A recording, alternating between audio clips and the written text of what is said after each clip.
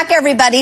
In 2026, being chronically online has gone far beyond just high screen time. It has quietly reshaped how people make decisions, from what they wear to what they say. It's what our next guest calls performative living. So here to break down the impact of living a life that looks good rather than feels good, and how we can break that cycle, is performance mindset coach Hina Khan. Welcome back!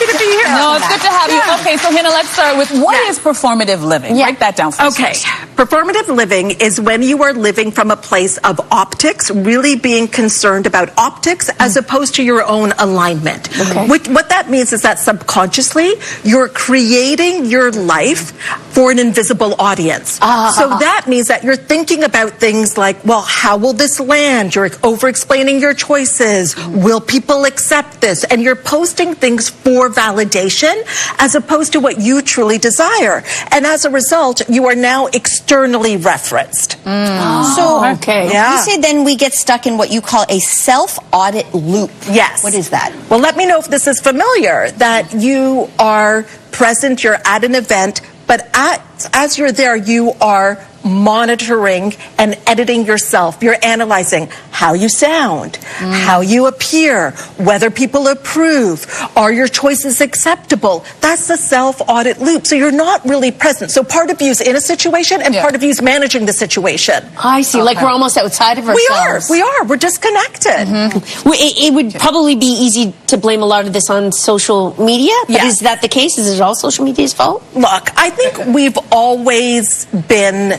prone to want approval, even in our culture, in our community. We maybe have made decisions of what things to go for, what kind of education to get, because in our culture, it was like, oh, you got to be a doctor, an engineer, or a lawyer. So we have been focused on what other people think. It's just now it is so amplified.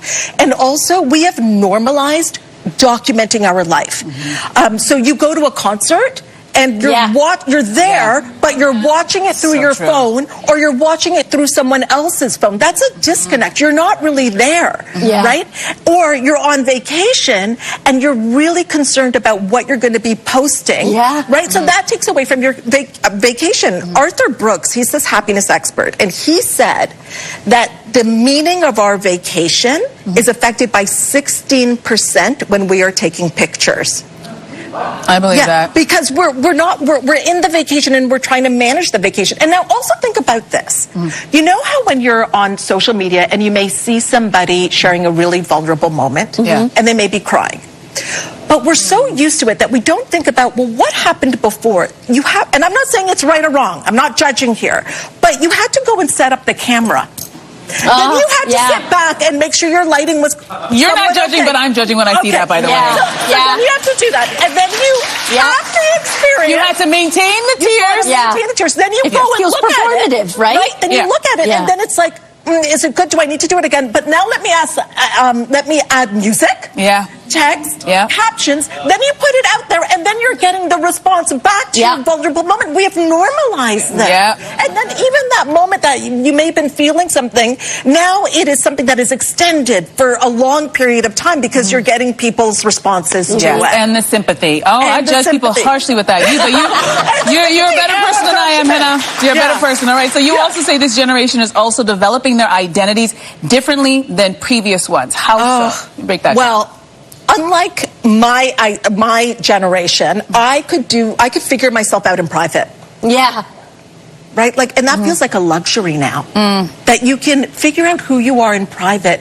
Now you're observed, you're responded to, people are comparing you immediately. And because it's so normalized to do it, we share so much of our life. And I don't think it would surprise anybody here that the American Psychological Association has said that comparison-based social media use leads to higher anxiety, depression, right? Body image distress, and validation-seeking behaviors, especially around for adolescents and young women, because instead of asking what is true for me, we're asking what will people approve of. And that's the start of performative living. So how do we start to reconnect with ourselves and break that sort of cycle of performing, essentially? I know, it's almost like we have to unlearn. Because it's so normalized. We just do it. It's part of our life. So the first thing is to ask yourself, if no one was watching, what would I choose? What a great question. Yeah. If no one was watching, what would I choose? what would I choose? Yeah. And then also reduce the noise long enough to hear yourself. And I'm not saying, people, that you need to do a silent retreat. But I am saying, because we're so used to consuming that we go for a walk, we're listening to a podcast. Yeah. Right? It's like, what if you just allowed yourself to have that moment? And speaking of which, allow yourself to have some moments just for you. And that could be, what if you are on vacation and you see a sunset or a sunrise and you don't take a picture of it? Yeah. Did it even happen? Yeah. Right? Like, you can just have that experience. Yeah. And then when it comes to decisions, you'll know if it is rooted in alignment, if it feels expansive, and you'll know it's rooted in performative if it feels heavy and draining. Okay. So that's what, like, if it feels like a chore, Yes. I've got to post this. I've got to do this. This Yes. has been That's this really has been a great good advice. conversation, right? Thank you so much. Hina, thank you so much for being here. That was fantastic. All right, everybody, stay right where you are. We'll be right back.